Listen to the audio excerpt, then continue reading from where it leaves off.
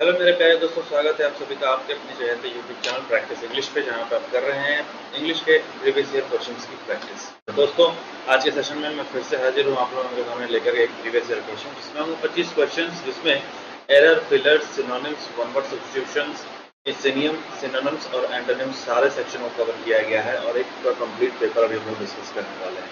तो आइए दोस्तों, बिना समय गंवाए हम लोग बढ़ते हैं आगे और आते हैं अपने पहले क्वेश्चन की तरफ। पहला क्वेश्चन क्या है? एक फिलर है, फिल इन द ब्लैंक का क्वेश्चन है। काफी आसान है इस क्वेश्चन को बनाना। देखिए, बट इसमें आपको कुछ चीजों को याद रखने की जरूरत है। Are you looking forward to? सबसे पहले तो एक कलम का चुनाव कर लें।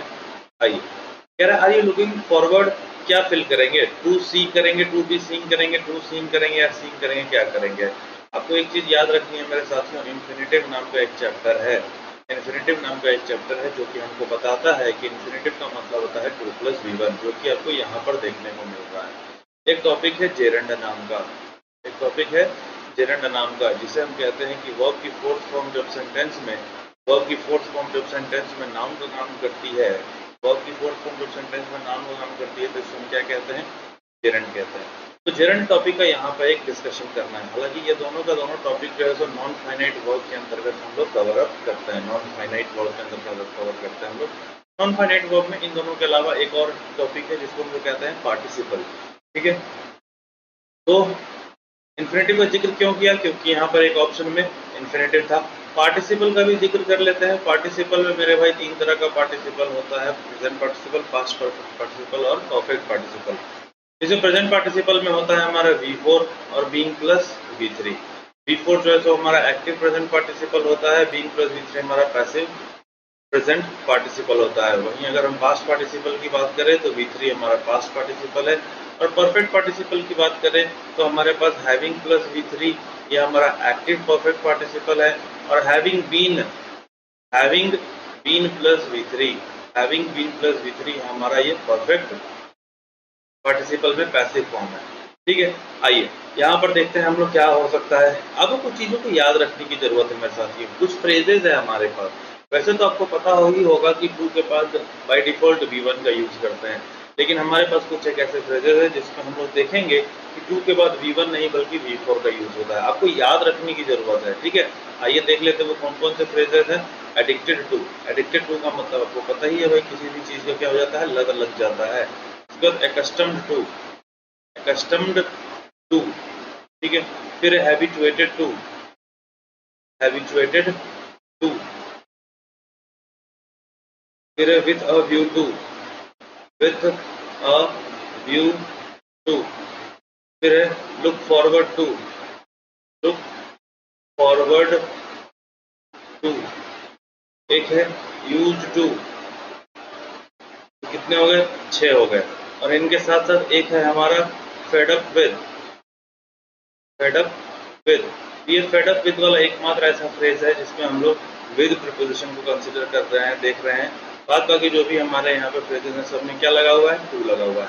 आपको इम्पोर्टेंटली याद रखना है ये कि इन सब के बाद V4 का यूज होता है, यानी कि जिरंड का यूज करते हैं हम लोग। जिरंड का मतलब क्या है? वर्ब की fourth form used as noun in a statement. तो अब यहाँ पर आंसर बनाना तो काफी आसान हो गया कि लुक फॉरवर्ड है, तो लुक फॉरवर्ड के बाद यहाँ पर क्या आ जाएगा? टू सीइंग आ जाएगा, टू सीइंग आ जाएगा, यानी कि ऑप्शन नंबर 4 इसका सही जवाब हो जाएगा। ठीक है, इस चीज को आपको आपके दिमाग में रखने की बहुत ज्यादा जरूरत है। यहाँ पर हम लोगों को लुक फॉरवर्ड के बाद एक जिरंड का यूज करना होता है, टू के बाद V4 का यूज करना होता है। इसमें सबसे इंपॉर्टेंट है आपका यूज्ड टू। ये वाला जो यूज्ड टू है ना, ये सबसे ज्यादा इंपॉर्टेंट है। आइए इसको एक अलग स्लाइड लेकर के मैं आपको समझाने की कोशिश करता हूँ। यूज्ड टू से क्वेश्चन क्या आता है एग्जाम में? देखो मेरे भाई, यूज्ड टू जो है ये एक मार्जिनल वर्ब है। अब मार्जिनल वर्ब क्या होता है, जरा आप इसको समझ ले एक बार अच्छे से हम लोग। मार्जिनल वर्ब, वैसे तो हम लोग जानते हैं कि हमारा जो वर्ब होता है ये बेसिकली दो तरह का होता है। एक होता है प्रिंसिपल वर्ब और एक होता है हेल्पिंग वर्ब। ये तो आप लोग जानते ही हैं कि वर्ब हमारा दो तरह का होता है। एक हमारा होता है प्रिंसिपल वर्ब और दूसरा होता है हमारा हेल्पिंग वर्ब। हेल्पिंग वर्ब को हम दूसरे नाम से जानते हैं, इसको कहा जाता है ऑक्सिलियरी वर्ब। और आपको ये बात पता ही होगी कि ऑक्सिलियरी वर्ब फर्दर तीन तरह का होता है।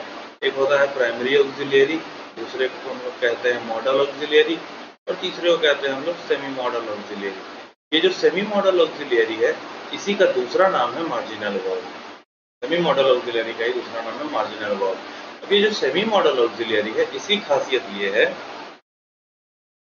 ये सेमी मॉडल ऑक्सिलरी की खास बात ये है, सेमी मॉडल ऑक्सिलरी सेंटेंस में कभी काम करता है प्रिंसिपल वर्ब की तरह, ये सेंटेंस में प्रिंसिपल वर्ब की तरह काम करता है, और ये कभी सेंटेंस में ऑक्सिलरी वर्ब यानी कि जो उसका नेचर है उसकी तरह भी काम करता ही है। क्योंकि ये प्रिंसिपल वर्ब और ऑक्सिलरी वर्ब दोनों का काम करता है, इसीलिए इसको कहा गया कि किस तरह का वर्ब है, सेमी मॉडल ऑक्सिलरी है यानी कि मार्जिनल वर्ब है। ठीक है, अब ये जो सेमी मॉडल मार्जिनल यानी कि मार्जिनल वर्ब है, इसके जो एग्जाम्पल है, के एग्जाम्पल के तौर पर हम लोग देख सकते हैं कि हमारे पास 3 वर्ड है, एक है नीड, दूसरा है हमारे पास डेयर, और तीसरा है हमारे पास यूज टू। ठीक है, अब यूज टू जो है सबसे ज़्यादा इंपॉर्टेंट हो जाता है यहाँ पर हमारे एग्जामिनेशन पॉइंट ऑफ व्यू से। तो ये जरा हम लोग यूज टू को समझते हैं कि यूज टू में कौन कौन से कॉन्सेप्ट को अप्लाई करने की हम लोगों को ज़रूरत है। ठीक है,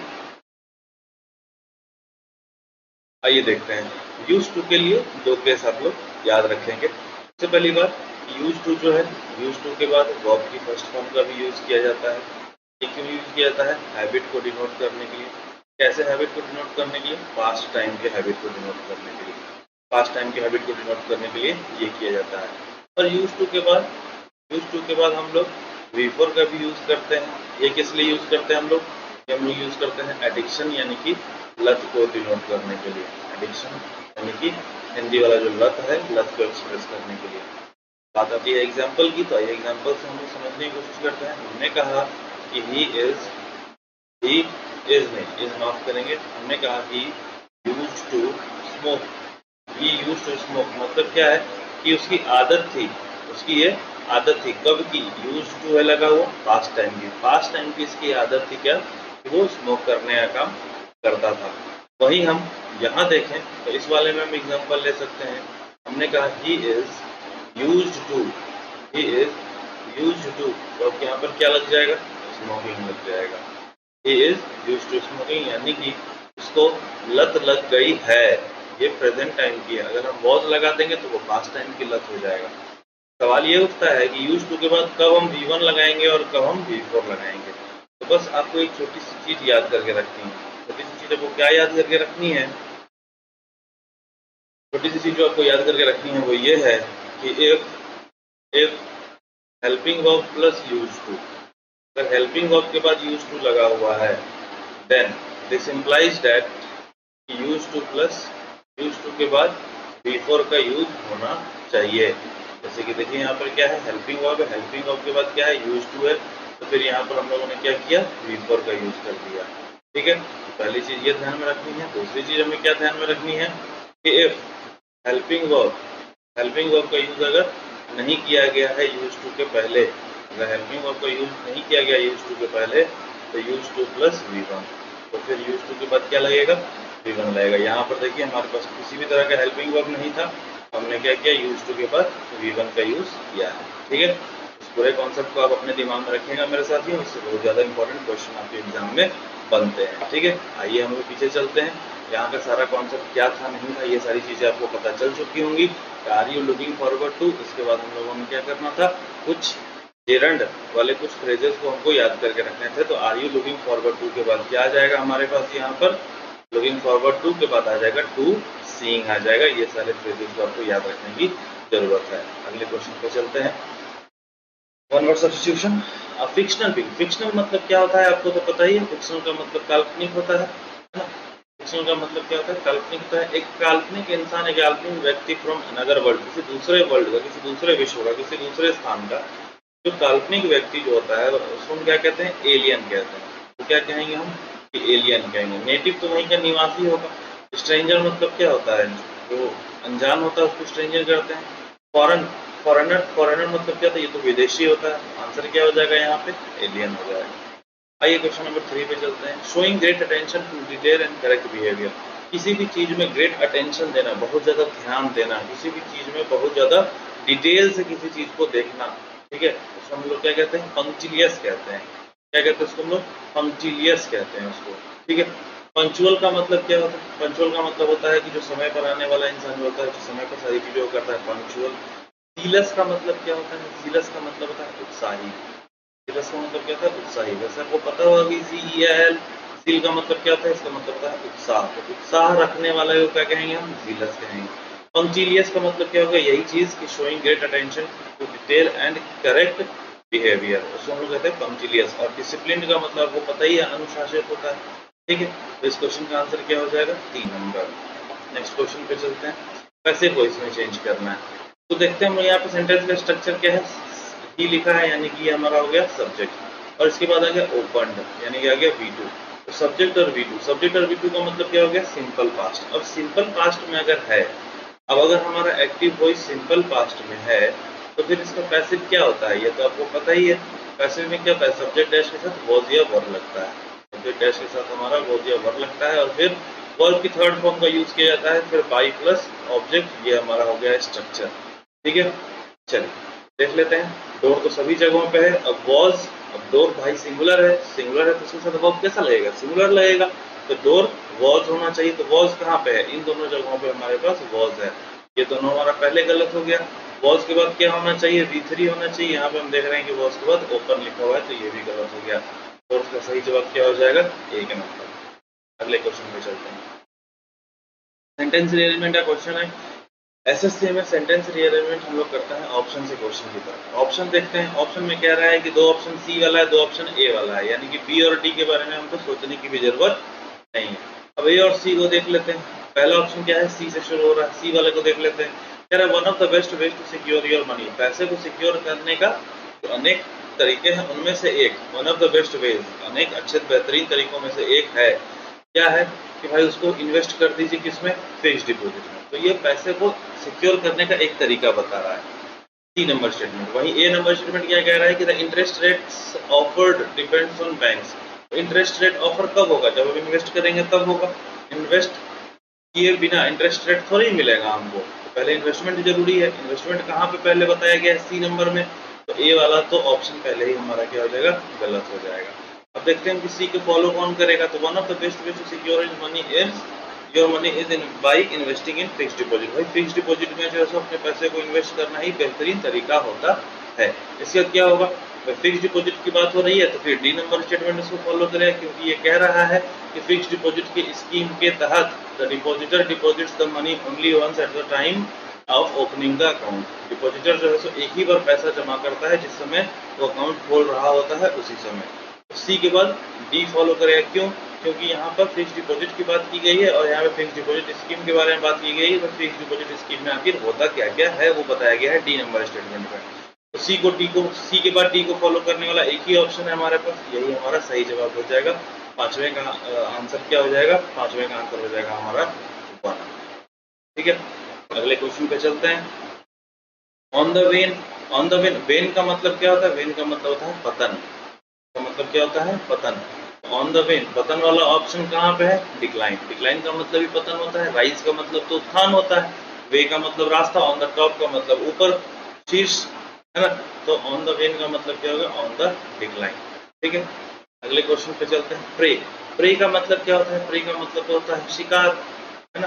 प्रे का मतलब क्या होता है? शिकार। शिकारी जिसको पकड़ता है, जो शिकार जो होता है, शिकार मतलब क्या?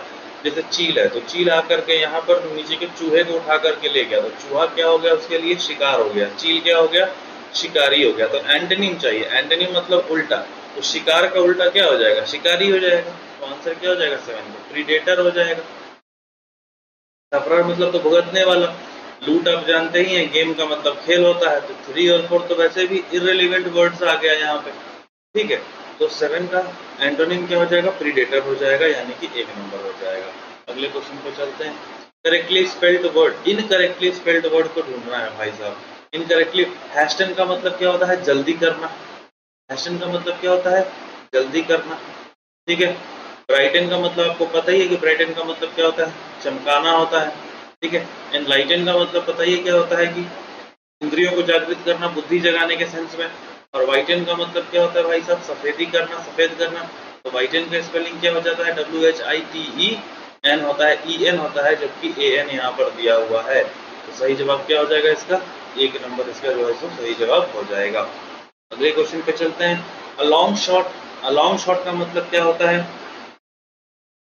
A long shot, a correct prediction. Prediction मतलब क्या होता है? पूर्वानुमान। ठीक है। परफेक्ट एम, निशाना एकदम सही सटीक निशाना। वेरी प्रॉफिटेबल, बहुत ज्यादा फायदेमंद। या फिर लिटिल चांस ऑफ सक्सेस, सफलता का बहुत ही कम चांस। तो लॉन्ग शॉट का मतलब होता है लिटिल चांस ऑफ सक्सेस। ये इडियम फ्रेज आपको याद करने की जरूरत है। इस पर मैं आप लोगों के लिए सेपरेट वीडियोस बना करके लेकर के आऊंगा। सारे अल्फाबेट से जितने भी इडियम फ्रेजेस बन सकते हैं पॉसिबल, या फिर जो प्रीवियस ईयर क्वेश्चंस में आए हैं, उन सारे इडियम फ्रेजेस को मैं कलेक्ट करने की कोशिश कर रहा हूँ। हाल ही में आप लोगों के लिए बहुत ही जल्द आपके लिए ये भी सेशन में लेकर के आने वाला हूँ। फिलहाल अगर आपको ये सेशन इंटरेस्टिंग लग रहा है, आपके लिए फायदेमंद लग रहा है, तो आप सेशन को लाइक कर दीजिए, वीडियो को ज़्यादा से ज़्यादा शेयर करने की कोशिश कीजिए ताकि आपके फ्रेंड्स और भी जुड़ सकें, और चैनल को सब्सक्राइब करना मत भूलिएगा। आते हैं हम अपने अगले क्वेश्चन की तरफ, क्वेश्चन नंबर 10 की तरफ। कह रहा है क्या कि spot the error, this is too grave sin to be pardon. देखो, जब कभी भी हम लोग एरर बनाते हैं तो क्या करते हैं, सबसे पहले हम लोग सेंटेंस के सब्जेक्ट को देखते हैं। सेंटेंस का सब्जेक्ट क्या है, दिस के बाद क्या लगता है, इज लगा है, कोई दिक्कत नहीं। यहाँ पे लगा है टू ग्रेव सिन। सिन का मतलब क्या होता है, धार्मिक पाप, धार्मिक पाप होता है। सिन का मतलब क्या होता है, पाप। और ये पाप कैसा होता है, रिलीजियस, रिलीजियस पाप होता है। ठीक है, रिलीजियस पाप जो होता है उसको हम लोग क्या कहते हैं, सिन कहते हैं। वैसे देखो यहाँ पर एक वर्ड लिखा है ग्रेव। अगर हम ग्रेव को देखें तो ग्रेव वर्ड क्या है, एक एडजेक्टिव है। ठीक है, और इसके पहले लिखा है टू। अगर हम टू को देखें तो टू वर्ड क्या है, एक एडवर्ब है। तो आर्टिकल चैप्टर का एक बहुत ही इंपॉर्टेंट कॉन्सेप्ट है। आर्टिकल चैप्टर का एक बहुत ही इंपॉर्टेंट कॉन्सेप्ट है, और कॉन्सेप्ट ये कहता है कि अगर तुम्हारे सामने हैड्स आए, अगर तुम्हारे सामने हैड्स है तो हमेशा याद रखना कि हैड्स के बाद पहले एडजेक्टिव आएगा, एडजेक्टिव के बाद फिर इंडेफिनिट आर्टिकल आएगा। इंडेफिनिट आर्टिकल का मतलब तुमको पता ही है कि ए या एन होता है, और उसके बाद क्या आएगा तुम्हारा, सिंगुलर कॉमन काउंटेबल नाउन आएगा। ठीक है, तो अगर हम नाउन को देखें तो यहाँ पे सिन जो है सो नाउन की जगह पे हो जाएगा। एडजेक्टिव की जगह पर देखा जाए तो क्या है, यहाँ पर हमारे पास ग्रेव है। अब हैट्स का मतलब क्या हुआ, हैट्स में एस का मतलब होता है सो, टी का मतलब होता है, टी का मतलब होता है टू, टी का मतलब क्या होता है टू, ए का मतलब क्या होगा, एज, ए का मतलब क्या होगा, एज, और एच का मतलब क्या होता है, हाउ, यानी कि हाउ एज टू सो। इसके बाद क्या है, एडजेक्टिव है, और एडजेक्टिव के बाद क्या है, अगर सिंगुलर कॉमन काउंटेबल नाउन आए तो फिर बीच में तुमको यूज करना हो जाएगा क्या, इंडेफिनिट आर्टिकल, यानी कि ए या एन। इस बात को याद रखना साथियों। इसी बात को याद रखते हुए जब हम इस क्वेश्चन को देखेंगे तो टू ग्रेव सिन की जगह पर हमारा सही जवाब क्या हो जाएगा, टू ग्रेव और सिन हो जाएगा यहाँ पे। ठीक है, टू ग्रेव सिन की जगह पे टू ग्रेव और सिन हो जाएगा यहाँ हमारे पास। ठीक है, अगले क्वेश्चन पे चलते हैं, क्वेश्चन नंबर 11। आइए क्वेश्चन नंबर 11 को देखते हैं। Change into active voice, active voice में चेंज करने की जरूरत है। सबसे पहले तुम लोग स्टेटमेंट को देख ले, क्या है सब्जेक्ट, क्या है।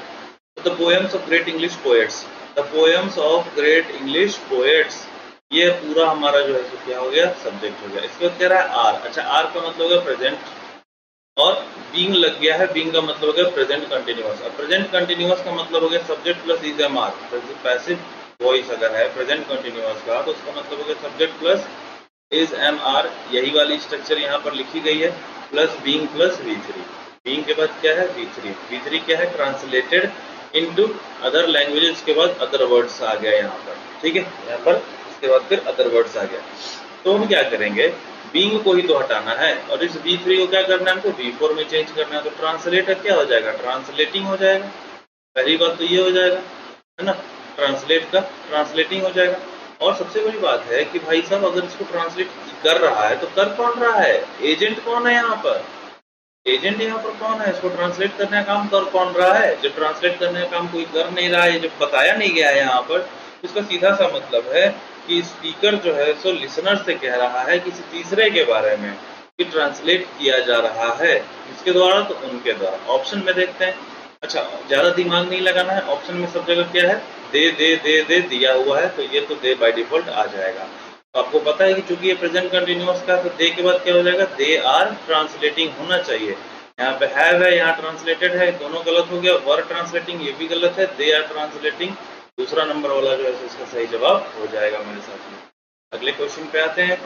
Antique diamond necklace was stolen from the museum. Antique diamond necklace, अब एंटीक डायमंड नेकलेस के बारे में बात कर रहा है कि डायमंड नेकलेस, भाई साहब तुमको पता ही है एक बात, जब कभी भी नाउन सेंटेंस में आता है और अगर वो सिंगुलर कॉमन काउंटेबल है, क्या क्या है? सिंगुलर कॉमन काउंटेबल नाउन है, singular common countable noun, singular common countable noun जब कभी भी सेंटेंस में आता है, किस फॉर्म में आता है? इंट्रोडक्टरी फॉर्म में आता है। इंट्रोडक्टरी फॉर्म में अगर आता है तो फिर हम उस केस में क्या करते हैं मेरे साथियों? इंट्रोडक्टरी फॉर्म में अगर आ गया है सिंगुलर कॉमन काउंटेबल नाउन तो हम उसके पहले एडजेक्टिव प्लेस करते हैं, और अगर उसके एडजेक्टिव प्लेस माफ करिएगा, सिंगुलर कॉमन काउंटेबल नाउन अगर आया है तो हम उसके पहले आर्टिकल प्लेस करते हैं, इंडेफिनिट आर्टिकल। लेकिन अगर उस नाउन के पहले एडजेक्टिव आया हुआ है तो हम उस एडजेक्टिव के पहले शिफ्ट कर देते हैं आर्टिकल को। तो वही चीज यहाँ पर हुआ है, नेकलेस है, नेकलेस वर्ड यहाँ पर है, नाउन है, और ये नेकलेस कैसा है? तो एंटीक नेकलेस है जो कि डायमंड का बना हुआ है, तो ये क्या हो गया? एडजेक्टिव हो गया। तो इस नाउन के लिए हमारे पास आर्टिकल एंटीक के पहले चला जाएगा, तो क्या हो जाएगा यहाँ पे? एन हमारा लग जाएगा, an antique diamond necklace will be the correct answer. 12 का आंसर क्या हो गया? 3। चलिए अब आते हैं सिनोनिम में। फ्लूक का मतलब जानने की कोशिश करते हैं। फ्लूक का चाहिए हमको क्या चाहिए? फ्लूक का सिनोनिम चाहिए। तो वैसे फ्लूक का मतलब क्या होता है? इसका मतलब होता है एक्सीडेंटल, अगर किसी को प्रॉफिट होता है ना किसी भी चीज में, एक्सीडेंटल प्रॉफिट अगर किसी भी चीज में होता है, मतलब हाँ, एक्सीडेंटल प्रॉफिट का मतलब क्या? हम उम्मीद कर रहे थे कि हमको अब लॉस होने वाला है, ठीक है, लेकिन अचानक से माहौल बदल गया, दस्तूर बदल गया, हालात बदल गया, होता है ना वो, हालात बदल दिए, दस्तूर बदल दिए, माहौल बदल दिए। अगर वो सारी चीजें अगर बदल गई और हमको अचानक से प्रॉफिट अगर हो जाता है तो हम उसको क्या कहते हैं? फ्लूक कहते हैं, ठीक है। या फिर अगर किसी को अचानक से चोट लग गया, तो हम एकदम मस्त होकर के जा रहे हैं, लग रहा है कि भाई अब तो मेरे साथ सब कुछ सही चल रहा है, तो कुछ मूड एकदम खुश है, अचानक से पाँव जो है तो बेड के कोने में लग गया, एक्सीडेंटली जो चोट लग जाता है उसको भी हम लोग क्या कहते हैं? फ्लूक कहते हैं, ठीक है। बार बार वर्ड आ रहा है एक्सीडेंटली, एक्सीडेंटली, एक्सीडेंटली का मतलब क्या होता है? एक मौके की बात हो रही है, समय के बारे में बात हो रही है, तो पॉलिसी, प्लान, चांस और कॉन्ट्रैक्ट। यहाँ पे समय को दर्शाने वाला वर्ड क्या है? चांस ही है, यही आपको सिनोनिम हो जाएगा यहाँ पर। अगले क्वेश्चन पे चलते हैं, सेंटेंस इंप्रूवमेंट का है। बहुत ही ज्यादा आसान क्वेश्चन है मेरे साथियों। रिवील्ड दैट के बाद लिखा है बोथ, और बोथ के बाद है ऑफ। आपको पता है कि ये ऑफ क्या है? ये ऑफ जो है एक प्रीपोजिशन है। आपको ये भी पता है कि प्रीपोजिशन के बाद जो वर्ड आता है उसको हम क्या कहते हैं? ऑब्जेक्ट ऑफ प्रीपोजिशन कहते हैं। और ऑब्जेक्ट ऑफ प्रीपोजिशन अगर है तो ऑब्जेक्ट ऑफ प्रीपोजिशन को कौन से केस में रहना होगा? ऑब्जेक्ट ऑफ प्रीपोजिशन को रहना था हमारा ऑब्जेक्टिव केस में। किसमें रहना था? ऑब्जेक्टिव केस में। लेकिन यहाँ पर यह है कौन से केस में? सब्जेक्टिव केस में। तो फिर आपको पता ही है कि ऑब्जेक्टिव केस में होना चाहिए था, है सब्जेक्टिव केस में, तो इस दे की जगह पे क्या हो जाएगा? देम हो जाएगा। ये होना बहुत ज्यादा जरूरी था। तो reveals that, revealed that both of them, ये वाला जो है सो सही जवाब हो जाएगा। जवाब क्यों होगा सही 4 नंबर? ये आपको हमने बता दिया यहाँ पर एक्सप्लेन करके कि प्रीपोजिशन के बाद आने वाले वर्ड को हम लोग कहते हैं ऑब्जेक्ट ऑफ प्रीपोजिशन, और object of preposition objective case में होगा। ऑब्जेक्टिव केस में जब हम रखेंगे दे को तो उसका बनता है देम, ठीक है। आते हैं हम लोग इनडायरेक्ट स्पीच पे, देखते हैं। कह रहा है she said it is too good to be true. अच्छा, too good to be true तो है, ठीक है। कौन सा टेंस में है? प्रेजेंट में। इधर हम देखते हैं कि ये पास्ट में है। अगर ये पास्ट में है तो इसका टेंस तो चेंज होगा, ठीक है। तो शी सेड असर्टिव सेंटेंस है, कनेक्टिव वर्ड क्या लगेगा? दैट। तो शी सेड दैट, तो शी सेड इट गलत हो गया, शी इज सेइंग गलत, शी सेज दैट। प्रेजेंट में कहाँ से आ जाएगा? ये भी गलत। सही जवाब क्या हो जाएगा? She said that it was too good to be true. ये देखो एसएससी सीजीएल का 2022 का प्रीवियस ईयर क्वेश्चन है। ये काफी आसान है मेरे साथियों, काफी आसान है। इससे ज्यादा आसान पेपर और क्या हो सकता है, ठीक है। अगले question, she persisted to doing what she wanted despite opposition। देखो यहाँ पर ये क्वेश्चन तुमसे कैसे बनेगा? ये तुमसे क्वेश्चन ऐसे नहीं बनने वाला है। तुमको याद रखने की जरूरत है एक प्रीपोजिशनल वर्ड, प्रीपोजिशनल वर्ड तुमको याद रखने की जरूरत है। प्रीपोजिशनल वर्ड का लिस्ट मैं अटैच कर दूंगा टेलीग्राम चैनल पर, ठीक है। टेलीग्राम चैनल का लिंक आप लोगों के सामने, टेलीग्राम चैनल पर आप जाएंगे और वहां पर जाने के बाद लिखेंगे लूसेंट लर्नर्स। लूसेंट लर्नर्स जैसे ही लिखेंगे तो वहां पे एक टेलीग्राम चैनल आएगा ब्लू कलर के लोगों के साथ। आप वहां पर जाकर के प्रीपोजिशनल फ्रेजेस टाइप करेंगे, फाइल सेक्शन में जाकर के आपको एक फाइल मिल जाएगा वहां पर, ठीक है। उसमें जो भी लिस्ट है उस पूरे वर्ड लिस्ट को याद रखिएगा, उसी से क्वेश्चन आता है। आप जब उसको देखेंगे तो आपको वहाँ पे मिलेगा कि ये परसिस्ट वर्ड है, इसके साथ इन प्रीपोजिशन लगता है, ठीक है। तो परसिस्टेड टू डूइंग नहीं होगा, क्या हो जाएगा, परसिस्टेड इन डूइंग हो जाएगा। टू डूइंग की जगह पे क्या हो जाएगा, परसिस्टेड इन डूइंग होगा। इस चीज को आपको याद रखने की जरूरत है, ठीक है। चलिए अगले क्वेश्चन पे चलते हैं। क्वेश्चन नंबर 17, काफी आसान क्वेश्चन है। द अनसीजनल रेन, मतलब बिना मौसम की जो बरसात हुई उसके बारे में बात हो रही है। Caused a lot of damage, काफी ज्यादा डैमेज कॉज किया है किस चीज को, टू द क्रॉप्स, जो फसल है उसको काफी ज्यादा डैमेज, काफी ज्यादा नुकसान क्रिएट किया है, कॉज किया है काफी ज्यादा नुकसान। कौन क्या नुकसान क्रिएट किया है, अनसीजनल रेन, जो बिना बरसात के, बिना मौसम की जो बरसात हुई है उस बरसात ने फसलों को बहुत ज्यादा डैमेज कॉज किया है, ठीक है। तो यहाँ पे एरर क्या है, यहाँ पे कुछ भी एरर नहीं है, नो एरर, सवाल सही है। देखो द अनसीजनल रेन, ये एडजेक्टिव है, ये नाउन है, नाउन के लिए यहाँ पे आर्टिकल लगा है, सही है, कोई दिक्कत नहीं है। कॉज्ड यानी कि सब्जेक्ट के साथ V2 लगा है, ये भी सही है। A lot of damage, a lot of damage, ये भी सही है, कोई दिक्कत नहीं है। फिर आ गया टू द क्रॉप्स, डैमेज किस चीज को, क्रॉप्स को। टू द क्रॉप्स ऑब्जेक्ट आ गया, वो भी सही है, कोई दिक्कत नहीं है, यहाँ पर नो एरर हो जाएगा, सेंटेंस आपका सही है। 18 नंबर में आते हैं, आपको चाहिए और एंटोनिम। इसका एंटोनिम ऑप्शनल का, ऑप्शनल का मतलब आपको पता है कि वैकल्पिक होता है, ठीक है, वैकल्पिक होता है। मेरे ख्याल से आप लोग हर कोई 12th का पेपर या फिर ग्रेजुएशन का पेपर तो दे ही रहे होंगे, ठीक है, नहीं तो 10th का पेपर तो हर कोई दिया ही होगा, तभी जाकर के आप लोग कम से कम भी सोच रहे होंगे, तो MTS के बारे में सोच रहे होंगे। आप लोग को पता है कि वहाँ पे जब एग्जामिनेशन होती है तो सारे पेपर्स कंपलसरी होते हैं और एक ऑप्शनल पेपर होता है जिसको हम लोग कहते हैं वैकल्पिक विषय। तो अगर एक ऑप्शनल पेपर है तो बाकी सारे पेपर कैसे हैं, कंपलसरी पेपर हैं। बाकी सारे पेपर कैसे हैं, कंपलसरी पेपर हैं। तो इसका सही जवाब क्या हो जाएगा, कंपलसरी। वैसे अगर इसका एंटोनिम की जगह पे अगर सिनोनिम की बात होती तो ऑप्शनल की जगह पे हम लोग इलेक्टिव को भी यूज कर सकते थे, ये उसका सिनोनिम हो जाता है। लेकिन इसका आंसर क्या होगा, आंसर हो जाएगा इसका 2 नंबर यानी कंपलसरी। वॉल्यूंटरी मतलब क्या होता है, स्वैच्छिक, अपनी इच्छा से। और आर्बिट्रेरी का मतलब क्या होता है, मनमाना, कोई भी, ठीक है, मनमाना, ठीक। चल आते हैं हम लोग। I have been wondering at taking skating as a hobby. अच्छा, I have been wondering at taking, अच्छा देखो ये ना, वंडरिंग एट टेकिंग, वंडर एक ऐसा वर्ड है, वंडर एक ऐसा वर्ड है कि अगर आप वंडर कर रहे हैं किसी भी चीज को, अगर किसी चीज के लिए आप तीव्र इच्छा रख रहे हैं, wondering at skating as a hobby मतलब क्या, मैं सोच रहा था कि स्केटिंग को अपनी हॉबी बना लेता, यानी कि आप वंडरिंग मतलब क्या, आप सोच रहे थे ना, आप सोच रहे थे आप किसी चीज को अपनी हॉबी बनाना, मतलब क्या, आप अपना डिजायर शो कर रहे थे। एक्सेसिव डिजायर शो करने के लिए क्या वर्ड यूज करते हैं हम लोग, phrasal verb wonder about. Wonder about का मतलब होता है डिजायर शो करना, मतलब क्या होता है, डिजायर शो करना, यानी कि तीव्र इच्छा, तीव्र इच्छा, एक्सेसिव डिजायर हम कह सकते हैं। एक्सेसिव डिजायर यानी कि जो तीव्र इच्छा होती है किसी चीज को पाने के लिए, वो दिखाना, ठीक है। एक्सेसिव डिजायर शो करना, तीव्र इच्छा दिखाना, इसका होता है वंडर अबाउट का होता है, ठीक। तो यहाँ पे अबाउट टेकिंग अप हो जाएगा, अबाउट टेकिंग अप वाला इसका जो है तो सही जवाब हो जाएगा। अगले क्वेश्चन पे चलते हैं। इनस्क्रूटेबल, देखो अगर तुमको एक वर्ड याद होगा अगर, तो स्क्रूटनी एक वर्ड होता है। स्क्रूटनी का मतलब क्या होता है, छटनी, ठीक है। स्क्रूटनी का मतलब क्या होता है, छटनी, यानी कि जो लोग एलिजिबल नहीं है उसके नाम को काट करके हटा देना होता है क्या, स्क्रूटनी। तो इनक्रेडिबल का मतलब क्या था, अतुल्य, का मतलब क्या होता है, अतुल्य, जिसकी तुलना न की जा सके। इनडेलिबल, जिसको डिलाइट नहीं किया जा सके। इनएविटेबल, अपरिहार्य, जिसका मतलब जिसका होना तय हो। और इनएक्सप्लिकेबल यानी कि जिसको एक्सप्लेन न किया जा सके, ठीक है। तो इनएक्सप्लिकेबल का मतलब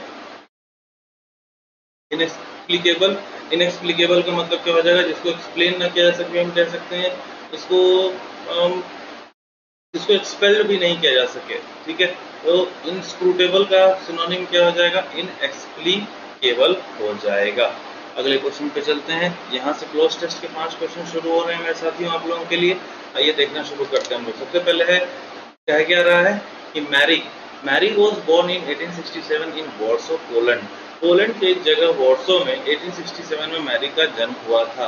eight an dash age, at an लगा है, यानी कि जो भी वर्ड यहाँ पे यूज होगा वो वोवेल वाला होगा।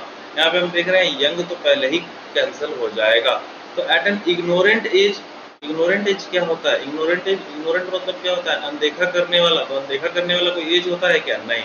इन्फेंट एज, अगर इन्फेंट ही है तो फिर उसके बाद एज लगाने की तो जरूरत ही नहीं है, क्योंकि इन्फेंट खुद में एक एज को डिनोट करता है कि बच्चा जो है काफी छोटा है। तो एट एन अर्ली एज इसका सही जवाब हो जाएगा। ठीक है, तो आते हैं हम लोग यहाँ पर हम लोग देखते हैं यहाँ पर क्या फिल हो गया है। At an early age she displayed a brilliant mind, उसने अपनी बुद्धि का प्रदर्शन किया। She displayed a brilliant mind and a dash personality, कैसी personality? Bruised personality, bleed personality, brutal personality या ब्लोटेड पर्सनालिटी। भाई साहब आपको तो पता है कि ब्लोटेड का मतलब क्या होता है? पेट में गैस हो जाता है तो मुंह से कहते हैं कि ब्लोटिंग हो गया है, यानी कि पेट फूल गया है।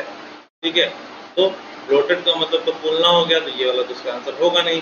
ब्रूटल का मतलब क्या होता है? क्रूर होता है। अगर ब्रिलियंट माइंड की है तो फिर क्रूरता क्यों दिखाएगी? तो ये भी नहीं होगा। अब ब्लीड और ब्रूज्ड है, ब्रूज्ड का मतलब क्या होता है? ब्रूजेस, ब्रूजेस होना यानी कि क्या? चोट लगना। तो ब्रूज्ड का मतलब क्या होता है? चोटिल। अब अगर वो ब्रिलियंट माइंड की है तो चोटिल होने वाली कोई बात होगी? बिल्कुल नहीं होगी। तो आंसर क्या हो जाएगा? Automatically bleed. और अगर आपको ब्लीड का वर्ड मीनिंग अगर पता है तो उसका मतलब होता है जिंदा दिल। ठीक है, उसने कैसी पर्सनैलिटी दिखाई? जिंदा दिल वाली पर्सनैलिटी दिखाई। ठीक, तो यहाँ पर पहले वाले में हमारे पास क्या था? अर्ली एज था। दूसरे वाले में क्या था हमारा? कैसा पर्सनैलिटी? लीड पर्सनैलिटी था। अब आगे आते हैं। हर ग्रेट एक्सुबरेंस, हर ग्रेट एक्सुबरेंस, एक्सुबरेंस किस चीज का एक्सुबरेंस? For learning. एक्सुबरेंस मतलब क्या होता है? किसी चीज के लिए अधिक इच्छा होना। ठीक है, किसी चीज के लिए अधिक इच्छा होना जो होता है उसको हम लोग क्या कहते हैं? एक्सुबरेंस कहते हैं। तो अधिकता ले लेते हैं।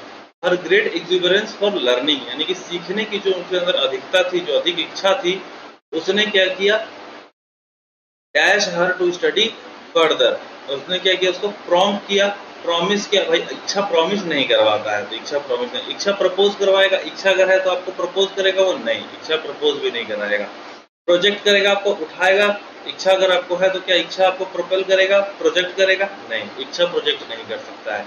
इच्छा क्या करेगा? आपको अंदर से आगे बढ़ाएगा, कंपेल करेगा, प्रॉम्प्ट करेगा। तो प्रॉम्प्टेड हर हो जाएगा यहाँ पर सही जवाब। क्या हो गया यहाँ पे?